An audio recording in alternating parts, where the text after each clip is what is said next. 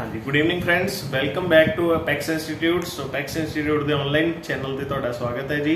मैं मोहित ढिंगरा ਤੇ ਅੱਜ ਆਪਾਂ ਡਿਸਕਸ ਕਰਾਂਗੇ ਇੰਪੋਰਟੈਂਟ ਆਪਣਾ ਸੈਸ਼ਨ ਜੋ ਕਿ ਰਿਲੇਟਡ ਹੈ ਕੰਪਿਊਟਰ ਨੌਲੇਜ ਦੇ ਨਾਲ, ਹੈ ਨਾ। ਸੋ ਕੰਪਿਊਟਰ ਦਾ ਇੱਕ ਕਾਫੀ ਇੰਪੋਰਟੈਂਟ ਪਾਰਟ ਰਹਿੰਦਾ ਹੈ, ਸਪੈਸ਼ਲੀ ਪੰਜਾਬ ਦੇ ਐਗਜ਼ਾਮਸ ਦੇ ਵਿੱਚ, ਪੰਜਾਬ ਪੁਲਿਸ ਦੇ ਵਿੱਚ ਤੇ ਕੋਈ ਵੀ PSSB ਦੀ ਵੈਕੈਂਸੀ ਹੈ। ਸੋ ਅੱਜ ਆਪਣਾ 10th ਪਾਰਟ ਹੈ ਦਾ 10th ਕਲਾਸ ਆਪਾਂ ਡਿਸਕਸ ਕਰਾਂਗੇ। ਸੋ 9th ਕਲਾਸ ਦੇ ਵਿੱਚ ਵੀ ਤੇ ਪਿਛਲੀਆਂ ਸਾਰੀਆਂ, ਹੈ ਨਾ, जो 9 क्लासेस कवर हो गई, काफी इंपॉर्टेंट क्वेश्चंस मैं ਤੁਹਾਡੇ ਨਾਲ डिस्कस ਕੀਤੇ ਉਹਨਾਂ ਕਲਾਸਿਸ ਨੂੰ ਵੀ ਇੱਕ ਵਾਰ ਸਾਰੇ ਦੇਖ ਲਓ, ਠੀਕ ਹੈ ਜੀ। ਸੋ ਅੱਜ ਦੇ ਸੈਸ਼ਨ ਨੂੰ ਸਟਾਰਟ ਕਰਦੇ ਹਾਂ। ਦੇਖਦੇ ਹਾਂ ਅੱਜ ਦਾ ਆਪਣਾ ਫਰਸਟ ਕੁਐਸਚਨ ਕੀ ਹੈ। ਫਰਸਟ ਕੁਐਸਚਨ ਦੇਖੋ ਕੀ ਹੈ, the memory unit that communicates directly with the CPU। Very important. देखो ਆਪਾਂ ਕੰਪਿਊਟਰ ਨੂੰ ਇਨਪੁਟ ਦਿੱਤੀ, ਇਨਪੁਟ ਦੇਣ ਤੋਂ ਬਾਅਦ ਉਹ ਆਪਣੇ ਇਨਪੁਟ CPU ਕੋਲ ਜਾਂਦੀ ਹੈ, ਉਸ ਤੋਂ ਬਾਅਦ ਆਪਣੇ ਕੋਲ ਆਉਟਪੁਟ ਆਉਂਦੀ ਹੈ। ਸੋ ਕਿਹੜੀ ਮੈਮਰੀ ਹੈ ਜਿਹੜੀ CPU ਦੇ ਨਾਲ ਡਾਇਰੈਕਟਲੀ ਇਨਪੁਟ ਦੇਣ ਤੋਂ ਬਾਅਦ ਕਮਿਊਨੀਕੇਟ ਕਰਦੀ ਹੈ? Main memory, secondary, shared, auxiliary memory ਜਾਂ ਫਿਰ none of these. So very important question. So CPU data ਨਾਲ ਕੌਣ ਸਿੱਧਾ ਡਾਇਰੈਕਟ ਡੀਲ ਕਰਦੀ ਹੈ? ਕੈਸ਼ੇ ਮੈਮਰੀ, ਹੈ ਨਾ, RAM। ਸੋ ਕੈਸ਼ੇ ਜਾਂ RAM ਕਿਹਦਾ ਪਾਰਟ ਹੈ? That is the part of main memory. So A option is the correct answer, that is main memory. So main memory है ਜਿਹੜੀ डायरेक्टली कम्युनिकेट करती है CPU ਦੇ। CPU ਦੀ ਫੁੱਲ ਫਾਰਮ ਕੀ ਹੈ? Central processing unit. Central processing unit. ਤੇ CPU ਨੂੰ ਆਪਾਂ ਹੋਰ ਕੀ ਬੋਲਦੇ ਨੇ? CPU ਨੂੰ ਆਪਾਂ ਬੋਲਦੇ ਨੇ brain of the computer.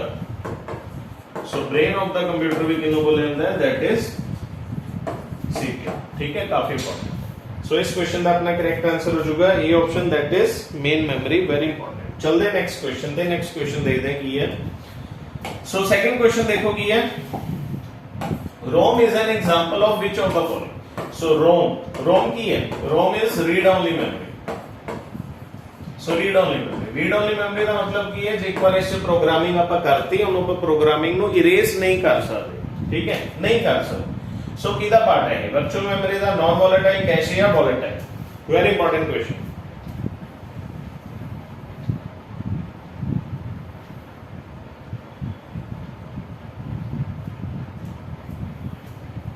So very important, ROM is an example of non volatile।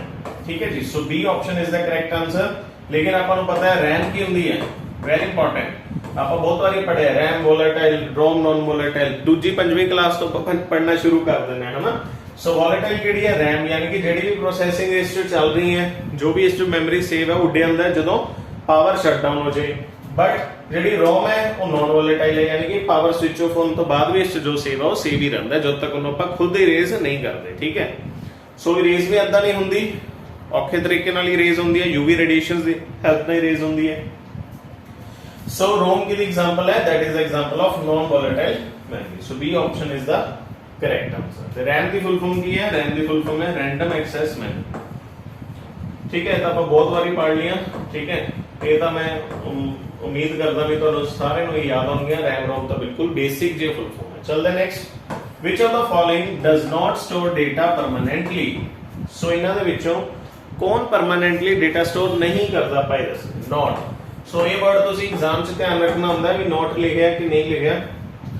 Hard disk, floppy disk, RAM ROM ਜਾਂ ਫਿਰ none of these।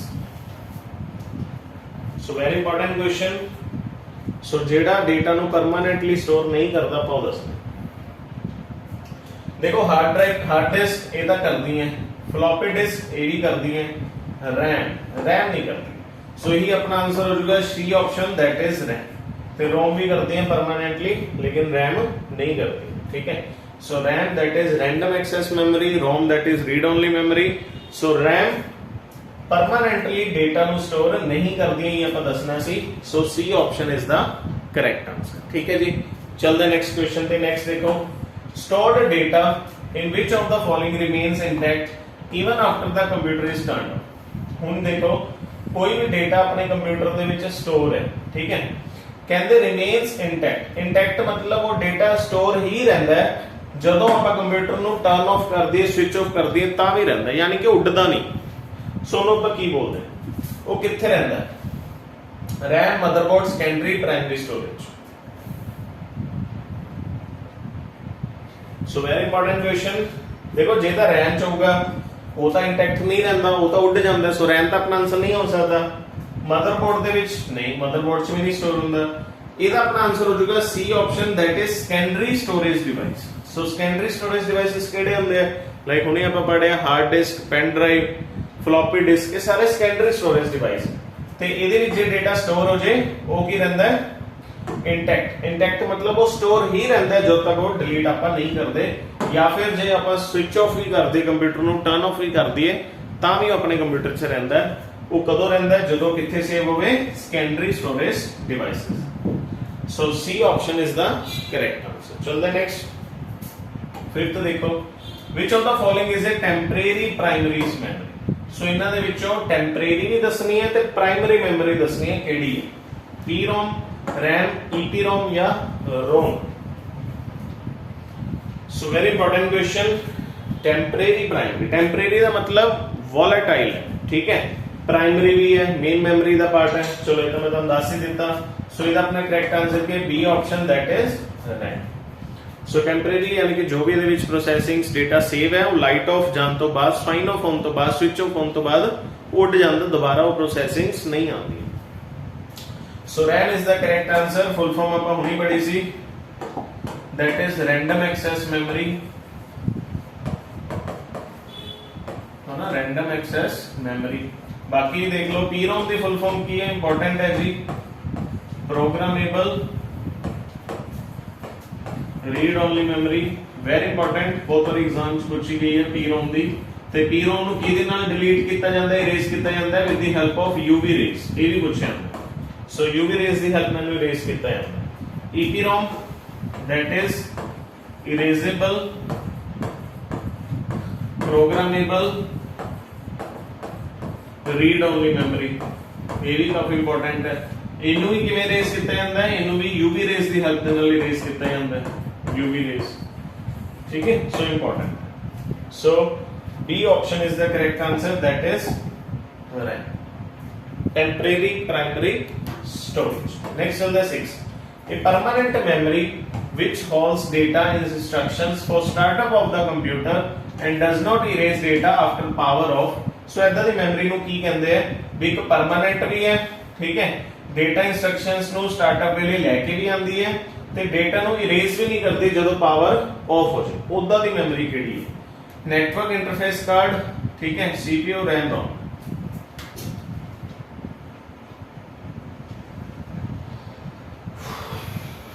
Very important.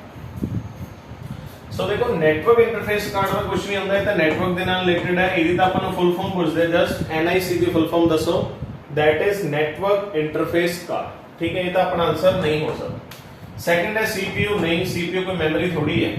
Third है RAM, RAM भी अपना आंसर नहीं हो सकता क्योंकि RAM ਦੇ ਵਿੱਚ ਤਾਂ ਜੇ ਪਾਵਰ ਆਫ ਹੋ ਜਾਏ ਡਾਟਾ ਇਰੇਜ਼ ਹੋ ਜਾਂਦਾ, ਬਟ ਇਹ ਕੀ ਕਹਿੰਦੇ ਆ? ਨਹੀਂ ਹੁੰਦਾ।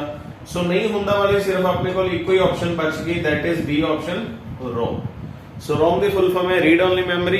वॉलेटाइल मेमोरी नहीं है कि ये नॉन वॉलेटाइल, यानी कि जे लाइट पावर ऑफ हो जाए तां भी ਉਹਦੇ ਵਿੱਚ डेटा स्टोर रहते, ठीक है जी, क्लियर है।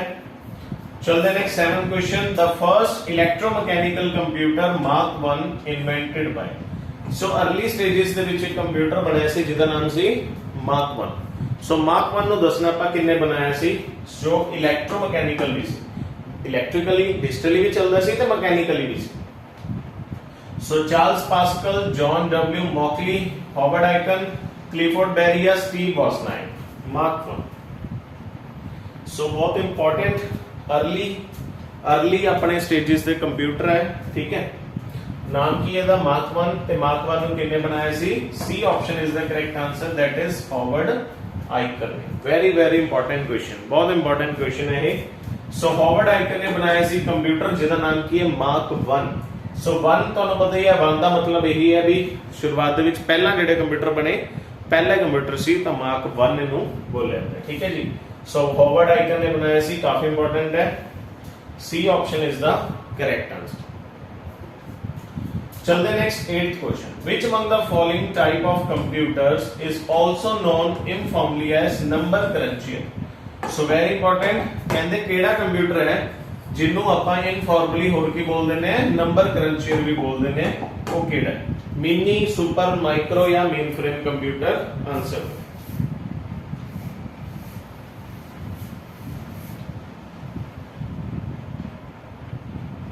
सो वेरी इंपॉर्टेंट।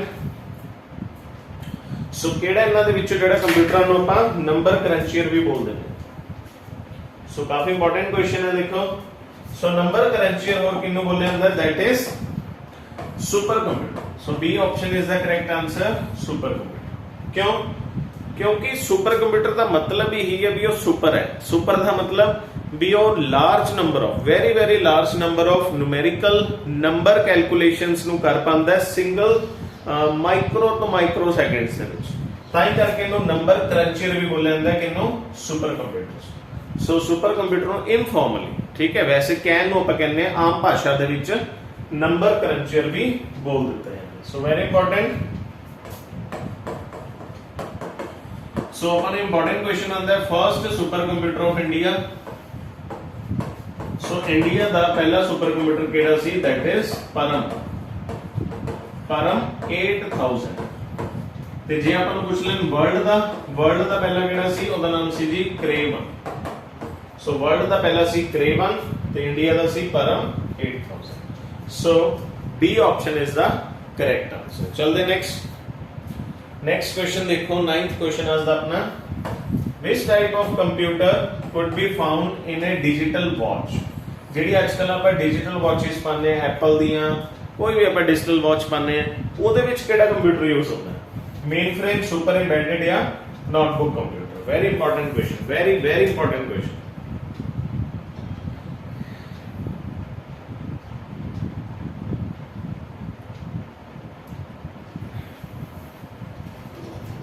सो डिजिटल वॉच हो गया, ਇਹਦੇ ਵਿੱਚ ਕਿਹੜਾ ਕੰਪਿਊਟਰ ਯੂਜ਼ ਹੋਊਗਾ? C option is the correct answer, that is embedded computer.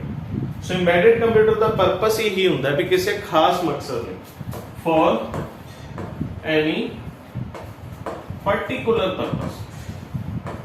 ਹੁਣ ਦੇਖੋ पर्टिकुलर पर्पस डिजिटल वॉच ਦੇ ਵਿੱਚ ਕੀ ਹੈ? ਸੋ डिजिटल वॉच ਦੇ ਵਿੱਚ पर्टिकुलर पर्पस ਹੈ टाइम शो करना, है ना, टाइम दिखाना। सो एक मकसद ਲਈ ਜਿਹੜੇ ਕੰਪਿਊਟਰ ਇੰਬੈਡਡ ਕੀਤੇ ਜਾਂਦੇ, ਇੰਬੈਡਡ ਦਾ ਮਤਲਬ ਇਹ ਹੁੰਦਾ ਵੀ ਜੇ ਇੱਕ ਵਾਰ ਇਹਨਾਂ 'ਚ ਇੰਬੈਡਡ ਕਰਤੀ ਆਪਾਂ, ਪ੍ਰੋਗਰਾਮਿੰਗ ਕਰਤੀ ਆਪਾਂ, ਉਹਨੂੰ ਆਪਾਂ ਚੇਂਜ ਨਹੀਂ ਕਰ ਸਕਦੇ, ਠੀਕ ਹੈ। ਸੋ ਇੰਬੈਡਡ ਕੰਪਿਊਟਰਸ ਯੂਜ਼ ਹੁੰਦੇ ਆ।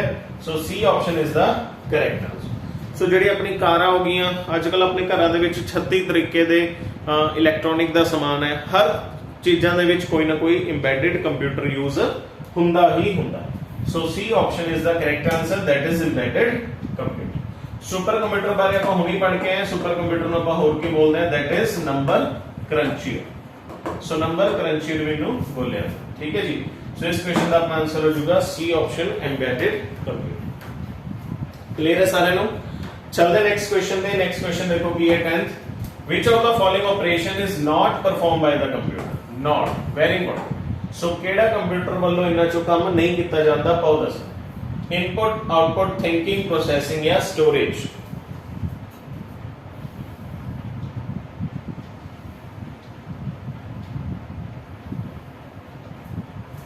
सो वेरी इंपॉर्टेंट। कंप्यूटर की करता है? इनपुट तक करता है, ये तो अपना आंसर नहीं हो सकता। आउटपुट भी करता है, थिंकिंग नहीं करता, सोच नहीं सकता। So C option is the correct answer, that is thinking.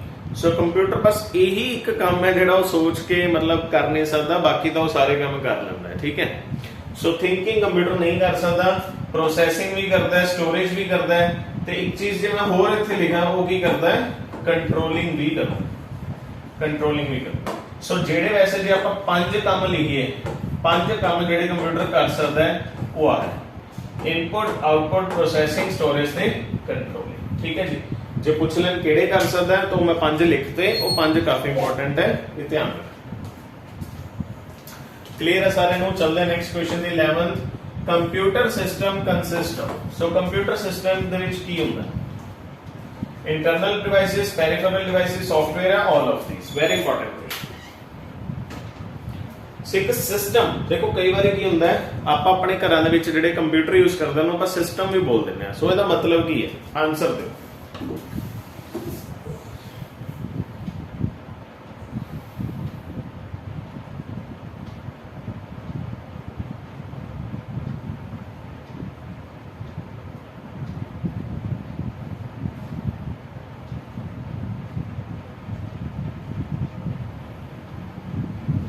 चलो आंसर दिता सारे ने, देखते हैं आप करेक्ट आंसर की है। सो computer system consist of internal devices, ठीक है होंगे है, पेरिफेरल डिवाइसेस, ठीक है होंगे है, सॉफ्टवेयर भी होंगे, सारा कुछ ही होंगे। So D option is the correct answer, that is all of this. So सारी चीजें दे विच होंदी है सिस्टम दे विच, इंटरनल डिवाइसेस भी होंगे, वायर्स, केबल्स, पेरिफेरल डिवाइसेस भी होंगे जिवें कि अपना माउस, कीबोर्ड, प्रिंटर, ये सारे पेरिफेरल डिवाइसेस है। कोई भी इनपुट आउटपुट डिवाइस को आप पेरिफेरल डिवाइस बोल सकते थे। सॉफ्टवेयर केड़े हो सकते, लाइक विंडोज, एमएस ऑफिस, कुछ भी हो सकता। तो सारी चीजें होंगी हैं। So D option is the correct answer. चलते next 12th, which of the following is the first programming language. ये मैं क्वेश्चन थोड़ा चेंज कर देना, first high level programming language. So केड़ी पहली हाई लेवल प्रोग्रामिंग लैंग्वेज है, सी प्लस, सी, जावा या फॉर्ट्रैन। Very important.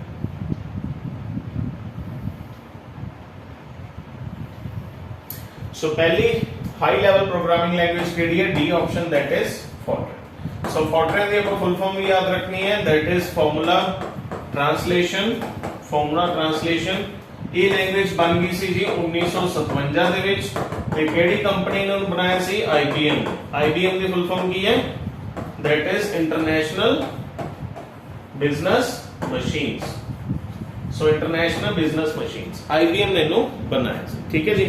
ਸੋ ਯਾਦ ਰੱਖਣਾ ਹੈ ਪਹਿਲੀ ਪ੍ਰੋਗਰਾਮਿੰਗ ਲੈਂਗੁਏਜ ਹਾਈ ਲੈਵਲ ਉਹ ਕਿਹੜੀ ਸੀ, ਫੋਰਟਰਨ, ਠੀਕ ਹੈ ਜੀ। जावा देखो, जावा ਨੂੰ ਕਿੰਨੇ ਬਣਾਇਆ ਸੀ, that is by ਜੇਮਸ ਗੌਸਲਿੰਗ। ਹੁਣੀ ਆਪਾਂ ਪੜਿਆ ਤੇ C++ ਆਪਸ਼ਨ ਦੇ ਵਿੱਚ ਤਾਂ ਨਹੀਂ ਹੈ ਪਰ C++ ਨੋਟ ਕਰ ਲਓ। C++ ਨੂੰ ਕਿੰਨੇ ਬਣਾਇਆ ਸੀ, by ਬਜਾਨ ਸਟਰਾਉਸਟਰੂਪ। ਚਲਦੇ ਨੈਕਸਟ ਕੁਐਸਚਨ ਤੇ। ਨੈਕਸਟ ਕੁਐਸਚਨ ਦੇਖੋ, which protocol provide email facility। So email ਦੇ ਲਈ ਆਪਾਂ ਕਿਹੜਾ ਪ੍ਰੋਟੋਕੋਲ ਯੂਜ਼ ਕਰਦੇ ਹਾਂ,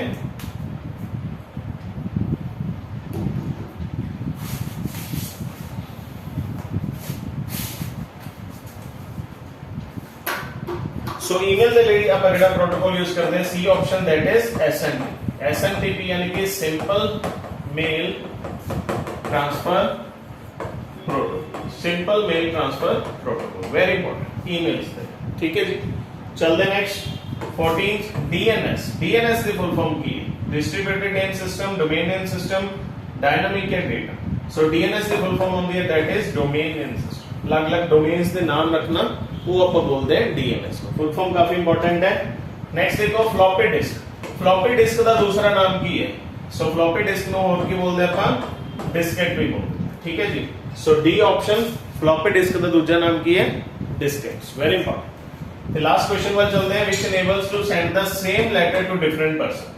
ਜਦੋਂ ਆਪਾਂ ਇੱਕ ਸੇਮ ਮੇਲ ਦੂਸਰੇ ਪਰਸਨ ਨੂੰ ਡਿਫਰੈਂਟ ਪਰਸਨਸ ਨੂੰ ਸੈਂਡ ਕਰਨੀ ਹੋਵੇ ਤਾਂ ਆਪਾਂ ਕੀ ਯੂਜ਼ ਕਰਦੇ ਹਾਂ, ਇਹਦੇ ਲਈ ਆਪਾਂ ਯੂਜ਼ ਕਰਦੇ ਹਾਂ C option, that is mail merge, ठीक है जी। Mail merge is the correct answer, ठीक है जी। सो ये सी काफी इंपॉर्टेंट अपने क्वेश्चंस। सो आज दे सैशन ਲਈ ਇੰਨਾ ਹੀ, ਮਿਲਦੇ ਨੈਕਸਟ ਪਾਰਟ ਦੇ ਵਿੱਚ। Till then thank you and best of